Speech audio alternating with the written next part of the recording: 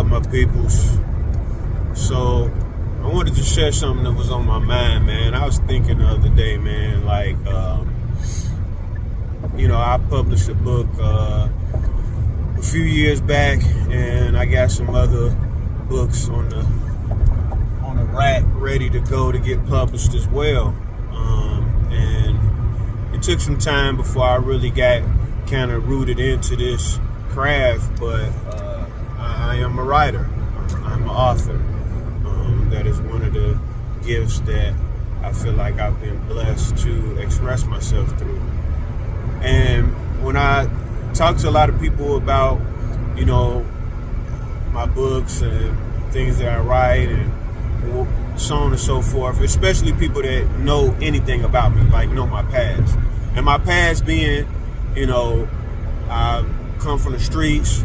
I've been in the trap. I done hustled. I done bang. I done slang. I done been shot at. I done shot at. I've been in prison. I got a story, you know what I mean? I got a past, some things that I've transformed from, and what I would call my past life, because it seems like another life for me. And even though that's still a part of my story, that person is still a part of who I am, I don't deny where I come from, because where I come from has made me who I am today.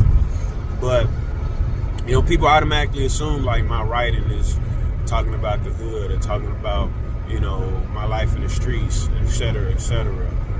And no, it's not.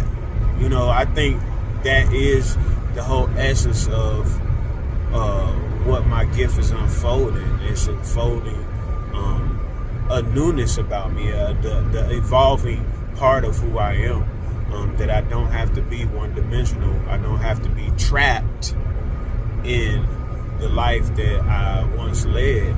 And I think that writing about my past or anything of that nature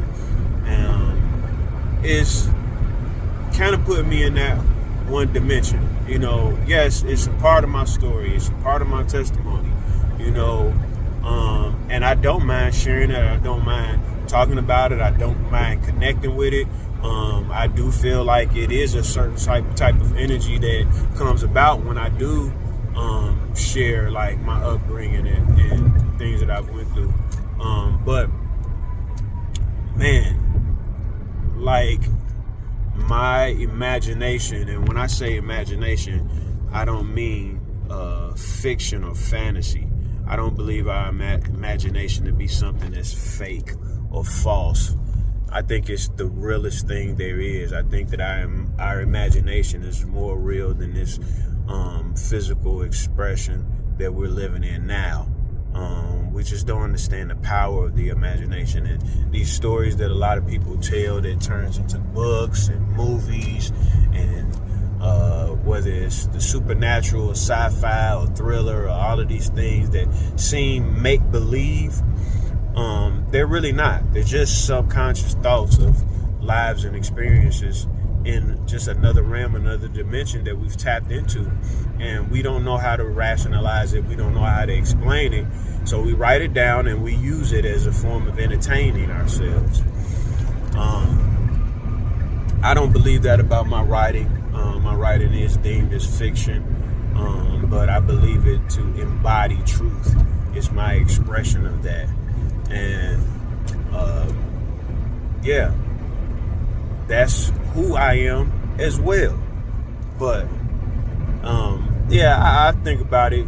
Do I want to do an autobiography of my life at some point, and kind of write out how I evolved to where I'm at now? Yeah, I think that that's very applicable to my purpose and my mission. But at the same token, I don't think that is something that I would ever have to condense myself to express myself in that way, in that lane only. I'm not offended. I don't feel no type of way when people ask that or whatever, or assume that. Sometimes it just makes me really think, like, you know, are we really ready to tap into newness? Are we really ready sometimes to tap into things that may be different or abnormal or abstract from our familiarity, the things that we're used to, how we're used to expressing ourselves, how we're used to the type of people that we're used to being around. I think one of the things that has helped me as a writer and has helped me be able to develop,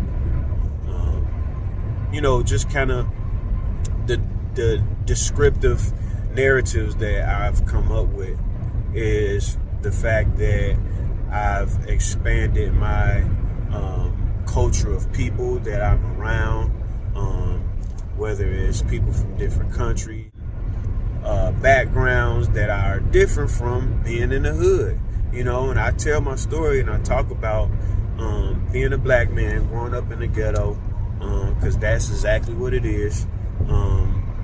That is something that some people are just really oblivious to it. They just like, wow, like that really happened? Like, yeah, that really happened, and that was the norm for me, and I talk about life on the block. I talk about life in prison. I talk about,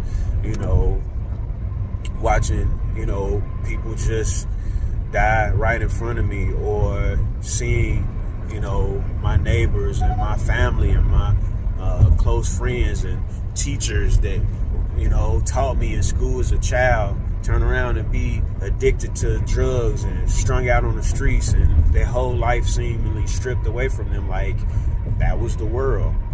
That was my world growing up in Gary, Indiana.